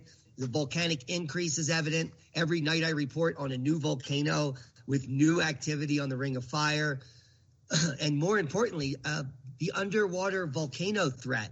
This is also brewing simultaneous to the surface volcano. And I don't know if you're familiar with the Piri Reis map, but it's a clear example of Antarctica being ice-free in the recent past. I mean, this is a navigational historic map, which only in recent time, using satellite imagery, has been proven to be correct. So at some point in the recent past, Antarctica didn't have ice. And we've recently uncovered the fact that Antarctica with subsurface volcanoes under that ice. What do you think about those volcanoes melting all that ice? Oh, yeah, that's how I hear so many people referring to the melting ice in Antarctica as proof of global warming. They don't bother to mention that it's only the West Antarctic Peninsula where the ice is melting, and the West Antarctic Peninsula has all of those underwater volcanoes, and of course the West Antarctic Peninsula is also, it's a peninsula, so yeah, it's sticking out into the warmer ocean. But I've got I don't remember where they are, but on my website I've got some maps showing just in the last year or so where they have mapped a lot more underwater, not necessarily underwater. They've mapped under ice volcanic activity in Antarctica that is far greater than they realized. Agreed. Now, Robert, we only have about less than 30 minutes left. I have a few questions from my YouTube channel audience. Would you be willing to answer them? Sure. Okay, this comes from Jake Ryder. Jake Ryder, he's up in the Pacific Northwest. He regularly talks to our channel, and he's a friend of Oppenheimer Ranch Project. He asks, what are your thoughts on the megathrust earthquake in the Seattle, Portland area? And it's as we descend into the grand minimum. Well, the megathrust earthquake, I think he's probably talking about out on the Wanda Fuku fault. I think the last one was about 300 years ago, and I think geological studies have shown that those happen approximately every 300 years. So I think that's going to be a problem. Now, I've read somewhere there was a study in the last year that talked about Portland and Seattle going to be flooded from that megathrust earthquake. And I don't think, whoever wrote that article, I don't think looked at a map to see that Portland is quite a few miles inland. But I certainly would think there could be earthquake activity, and I would think that you'd be seeing definitely some collapsing buildings, and I'm thinking that if you are on the coast, then you would not have time to escape the ensuing tsunami. I agree 100% on your entire synopsis. We covered extensively on multiple shows geologic evidence that the megathrust there off of Cascadia faults with a periodicity of a magnitude 8 every 320 years, which puts it right into that time frame for the next Mag 8. And unfortunately, the periodicity for a Mag 7.2 or greater is 190. They're currently at a deficit for that. So there is a double deficit in the 8 Mag and the 7+ Mag range for the Cascadia megathrust. Now, you couple that with the geologic evidence of the Cascadia range of volcanoes, and that arc system was erupting in a big way back in the Dalton minimum. So 200 years ago, of those volcanoes erupting, including Mount St. Helens, during that cosmic ray flux period. And we're going into a higher cosmic ray flux period during this grand minimum with a weakened magnetosphere. I think that we should expect the same amount of volcanoes erupting in that region. What are your thoughts on the erupting volcanoes, Robert? Oh, that's exciting. I was not aware that the Cascades were erupting strongly during the Dalton minimum. I can believe it, but boy, I would love it if you would send me a link. I'd love to post that on my website. I absolutely believe it. I just I wasn't aware of it. Oh, I'll be happy to send you a link, and I do love your blog. And everyone that's listening to tonight should go out to the website where your blog can be found, Robert. iceagenow.info. Remember that, folks. iceagenow.info, Robert Felix's website. Here comes a question from Leanne Freeman. She asks what many people have been asking for months on the channel. Given a cooling in the northern hemisphere is all but proven during grand solar minimums, and major glaciation occurs in the northern hemisphere during maximum glacial periods, what do you think would exist in the southern hemisphere, and what do you expect the next few decades to occur in New Zealand, which is real close to Antarctica? And why do you think, Robert, there's not a lot of information on the southern hemisphere when it comes to the glacial record, other than Antarctica? Well, I think one of the big reasons is there's a lot less geography down there. There's a lot less land there. But, you know, I guess going back to the northern hemisphere, if you live in the United States, you know, is trying to figure out where you might want to live. And one of the things that I've been looking at is, you know, I look at Western Washington, the southern part of Western Washington, I think might be okay, and Western Oregon.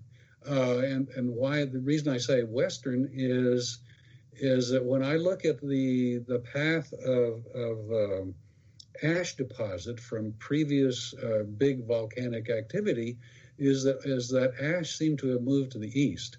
And so I'm thinking that it would be a little bit safer to be on the west side of the Cascades, and south of where the ice used to extend. I also look at, you had mentioned your geomorphology. I would, from my understanding, is that the American Southwest was a lot wetter during the last ice age. So it might be, and you can verify that if you can, but so it might be a better place to be able to grow plants and to garden and to actually survive. Yeah, the desert Southwest has a bloom, so we should be able to store water and farm successfully for the entire length of any event. And also, we're far from population centers, so many people that are struggling or trying to get out won't be able to get to us. It's a really bad way to think, but it's proper prior planning, as I like to say.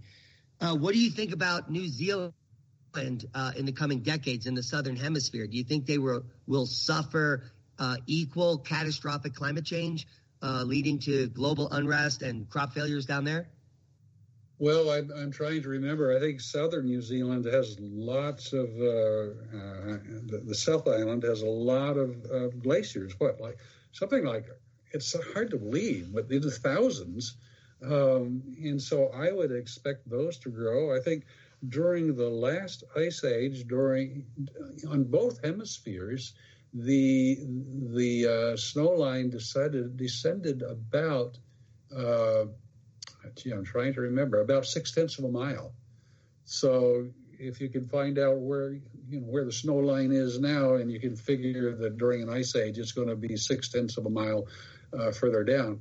However, with that said, New Zealand being surrounded by water as much as it is, and I'm thinking that the ocean is going to be warmer because of the underwater volcanic activity, certainly during our lifetime, I would think that the North Island should be fine.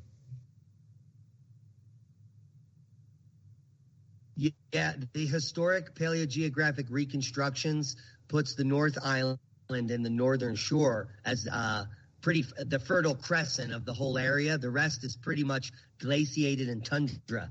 So right. I would also agree with you there. I would just be worried about major tsunami and being too low, as well as major storms in that area, because we've seen an uptick in hail and pretty violent storms, as well as electrical events in Australia and New Zealand in the recent years, as well as an uptick in deaths.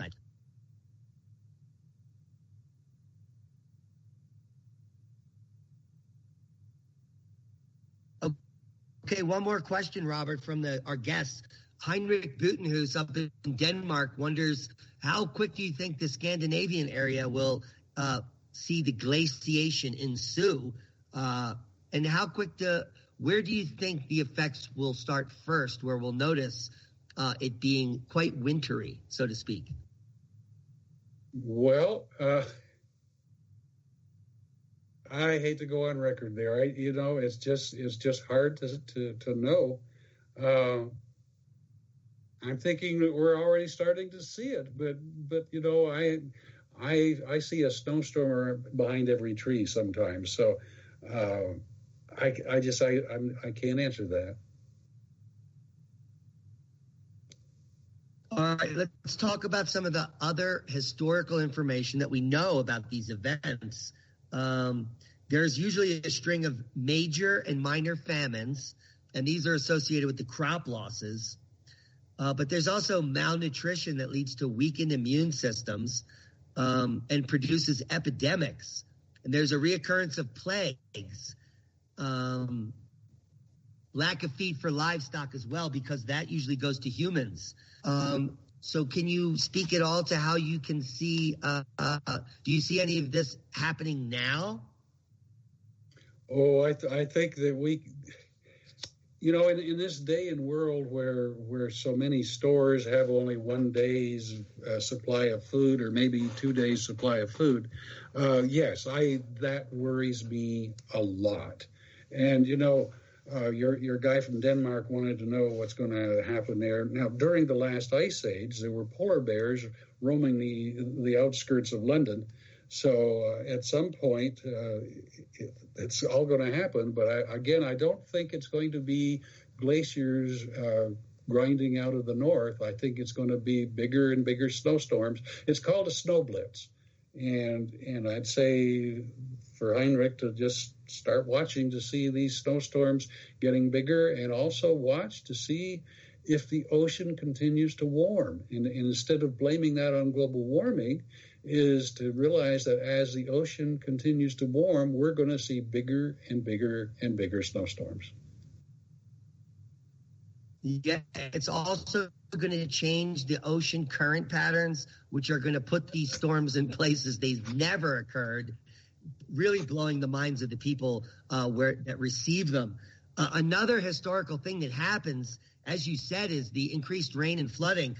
That leads to increased swampland, and these become breeding grounds for mosquitoes. And we've had an uptick in this insane Zika virus and all these mosquito-borne diseases.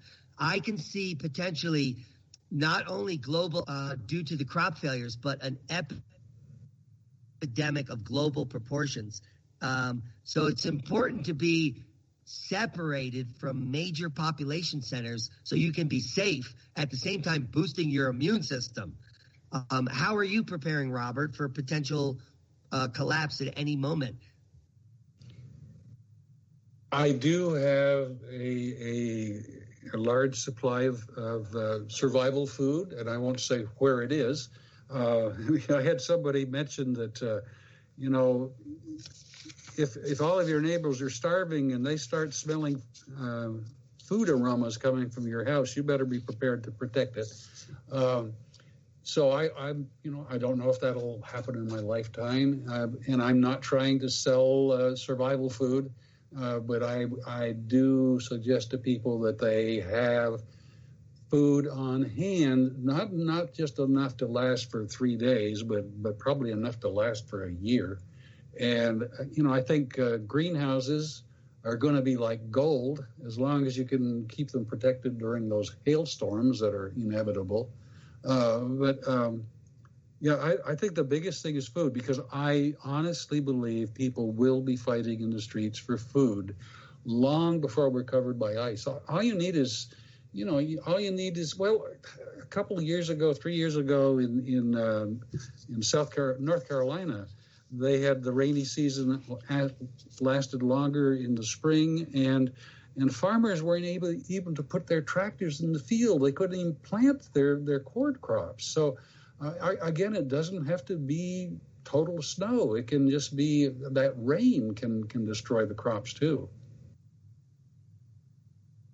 Yeah, we're seeing that now. There's a lot of farmers contact me that's been raining too much. You can't plant the seeds correctly. We've had multiple years in Colorado where rain has destroyed the crops. They have had to be replanted multiple times. So this only appears to be increasing over the last 2 years. And the way that this quickly exacerbates, coming from David Dubine and others that have been following this, and the work of Zarkova, which is in the mainstream, and she did this statistical analysis of the heartbeat of the sun, that this phase die-out of the sun's heartbeat rapidly increases the effect on the climate. So we're only seeing the beginning stages of this, and I believe that the global unrest could happen within a few years, and the crop failures we'll be able to monitor. So we'll know it's happening, and a few months later, the shortages will happen, and we'll see it unfold. But I'm most worried about is a solar event, because our grid is very weak and is very susceptible to a catastrophic failure, which would send us into the Stone Age immediately. So if we have a catastrophic solar flare that were to knock out half the grid on the planet, that would immediately cause the global unrest to ensue within 48 hours worldwide. What do you think about the threat of a solar flare and the vulnerability of our grid, Robert? Oh, I agree with you totally. I mean, I'm thinking of the Carrington event. I don't remember when it was, like in the 1800s, but it wiped out 1859. Okay, it wiped out the telegraph lines, and some of the telegraph keys kept on typing, even though nobody was typing them because the electricity was going through there. Yeah, I think that could be a big problem. I don't know if you've ever read the book 1 Second After, but it's a book that talks about what would happen after an EMP. And that is the same thing, the sort of thing where, electricity is gone, and all of a sudden, everything's gone. I mean, you have no way of communicating with anybody else. The medications in this 1 second after, he figured that the people in the rest homes would be gone first because there would be no cooling, there would be no heat, there would be no medication. Because in today's world, the medication is made in a lab in Georgia, and then the plastic container that they put that into is made in a factory in Illinois, and all of a sudden you don't have any gasoline in order to have the trucks running back and forth. So your medications are going to be one of the first things that disappear. You're not going to be able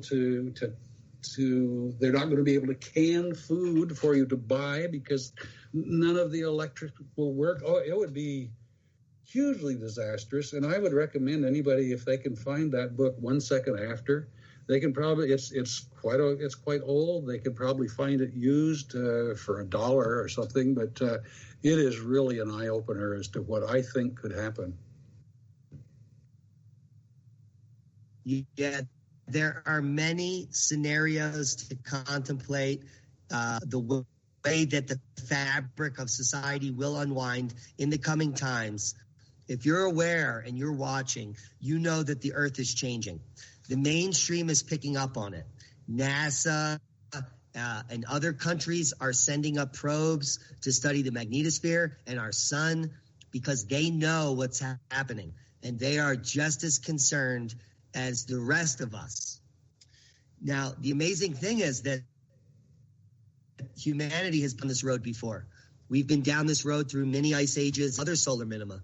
We've had major empire failures on regular periodicities. I share a GISP2 ice graph that shows the Minoan Warm and the fall of the Minoan Empire, followed by the Roman Warm and the fall of the Roman Empire. And then the Greenland is populated by the Vikings, and there are sheep being herded across the pastures. And then that society collapsed as the descent into the Dark Age of the European Dark Age and the Maunder Minimum and the Mini Ice Age. And now we've recovered into the modern warm, and we're about to repeat the same devastating. It's been repeated time immemorial in our historical documentation, and there are no journalists that are willing to look at the factual evidence and go back into the historical documents because they are so worried about their financial insecurity, because that's how this empire model was designed, so that there can be no whistleblower. There can be no one like Oppenheimer Ranch Project that can call out the mainstream on the nonsense that they are lying to the public and that they are causing a massive catastrophe that is unfolding before our very eyes. Now, the unfortunate thing is that no one is going to see it coming. It can unfold in so many different ways. As Robert just told, it can happen in a second, where the entire idea that you have been programmed with completely changes. And I can see a very sad future in just the coming years. Those that are prepared and properly situated are going to survive and thrive, because the constraints of that empire model that kept you hinged are going to be unavailable, and you're going to have to be resourceful. If you're prepared, the possibilities are endless in the future. So this catastrophe could lead to good things, but you're not going to survive this alone, which is why we need to start now building community so that we can all locate each other when these events unfold, however it may happen, that we are ready, we are properly prepared to survive and thrive in the coming times. How do you feel about that, Robert? Diamond, I agree with you 100%. And, I just wanted to mention a couple things. We're not alone on this, that people may think it sounds like wild-eyed things, but I was in London a few years ago, and I met with Piers Corbin. Piers is an astrophysicist. And so he's just not your regular scientist. He's actually an astrophysicist. He says that we are now in a mini ice age as of now. And also about 3 years ago, I was lucky enough to go to a talk by a different astrophysicist, Habibullo Abdusamatov. He's a Russian astrophysicist, and he's not just your ordinary astrophysicist, if you will. He's also head of the Russian portion of the International Space Station. And he says that we are now in a little ice age. So we're not alone on this. It's just that the media is and our government is not picking up on it. Yeah, Abdusmatov is a friend of our channel. I've covered his scientific work extensively. There are several videos up there. We love his work. Now, the Russians and the Chinese seem to be well aware of the natural climate cycles and climate variability of the Earth. And those countries are preparing, not out in the but they are preparing for the coming cold. And those countries are going to be beacons of hope in the future. Fortunate that the Western world, including the United States and Europe, have been sucked into this shadow government covert nonsense that we have to be blinded and stare into our little tiny screens so that all the multinational corporations can make billions. Because when the stuff hits the fan, it's going to be very bad. Now, the beautiful thing is that you just said, Robert, is that the masses are catching on. And as an activist, there's something called the tipping point, and we are reaching the tipping point. There are people that are reaching out for answers. They're finding your website at iceagenow.info. They're finding Oppenheimer Ranch Project on YouTube. They're asking questions, and they're listening. So this, I believe, is the future. And in the coming times, there's only going to be more people reaching out to us looking for answers. And I'm sure you feel the same way. I do. I'm getting more followers all the time, and I've got some people who have been following the website for years, and I think they are preparing. But yeah, I'm hoping that enough people are aware of it that we can survive. Because, as you said, we can't survive alone very well. We can't stay awake 24 hours a day to protect what we have, and it's got to be a community. I agree with you.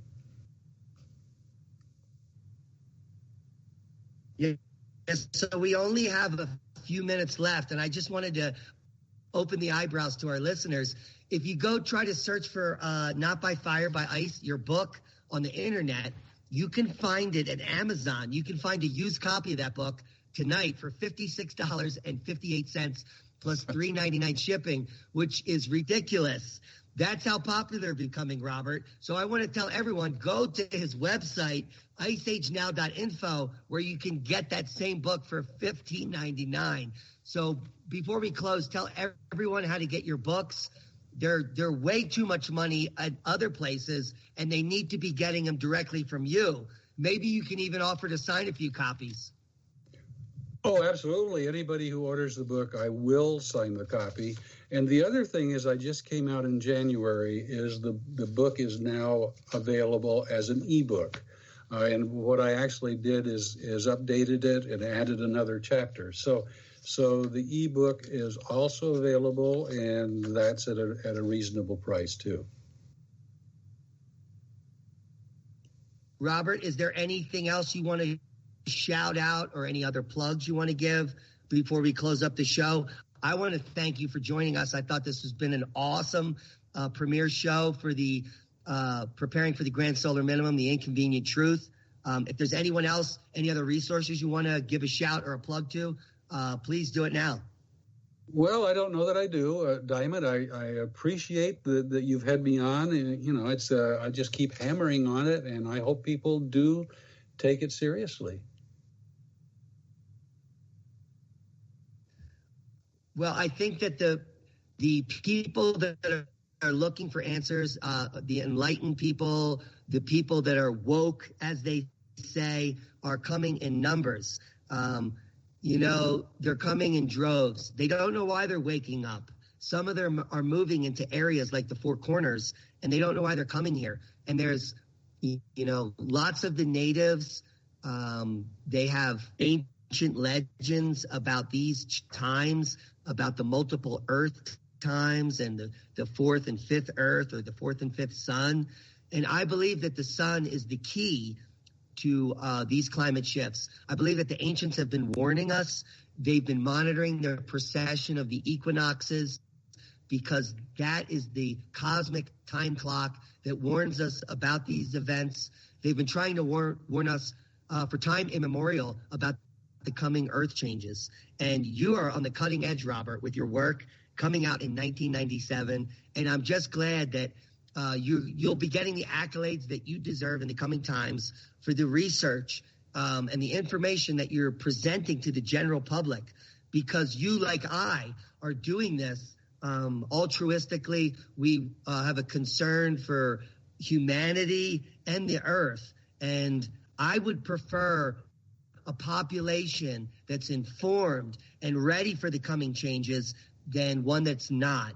And the biggest threat to a corrupt system that we're living in is an informed public. How do you feel about that? And just wrap up, because the show's 2 minutes. That is the biggest threat, is the informed public, I think. I guess what I want to really let people know is there is hope, that we can survive this, provided we know it's coming. But this global warming thing is turning us the other way. If you put me on a plane and tell me I'm going to Florida, then I'm just fine, and I can prepare for that. But if you put me on an airplane, tell me I'm going to Florida, but then dump me off in Alaska, then I'm in trouble. And I think that's what's happening today, is that our government is telling us it's global warming. They're telling us we're on our way to Florida, and we're headed the other direction. So again, I'll just say be prepared, and I think that you will survive just fine. Well, thanks again for joining us, Robert. And the mainstream media narrative is changing. It went from global warming to climate change, and they're still warning that we're all going to die. So, unfortunately, they're warning of the wrong thing. Increased CO2 and a warmer planet equals better plants and more beach time. And going into a glacial cycle and global cooling, I can assure you, is the most deadly thing that we can ever hope for. Check us out on Oppenheimer Ranch Project. Thanks for joining us. Thank you, Robert Felix. It's been an awesome first show. And that's a boom.